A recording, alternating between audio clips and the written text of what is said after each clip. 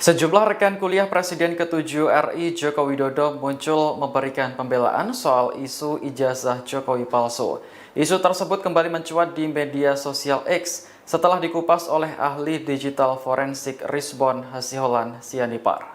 Dikutip dari laman resmi Universitas Gadjah Mada pada Sabtu 22 Maret, Jokowi adalah lulusan Fakultas Kehutanan UGM tahun 1985.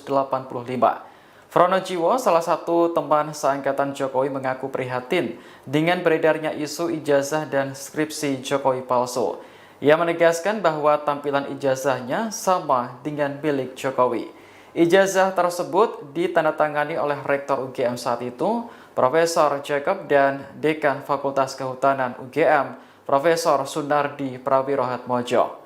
Soal skripsi, Frono bercerita seluruh mahasiswa satu angkatannya menulis skripsi menggunakan mesin ketik, sedangkan sampul, lembar pengesahan, dan penjilitan hampir semuanya dilakukan di percetakan.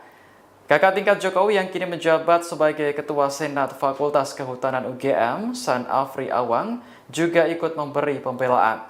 Ia mengaku tak habis pikir masih ada kelompok atau pribadi yang menyerang UGM dengan menyebut bahwa ijazah dan skripsi Jokowi adalah palsu. Afri mengatakan punya pengalaman sendiri soal penggunaan font Times New Roman di sampul skripsi, jenis huruf yang dipersoalkan pada skripsi Jokowi. Saat itu sudah ada tempat percetakan sampul yang cukup terkenal di dekat UGM. Afri pun menilai ada pihak yang ingin mencari sensasi dengan memunculkan isu skripsi Jokowi palsu.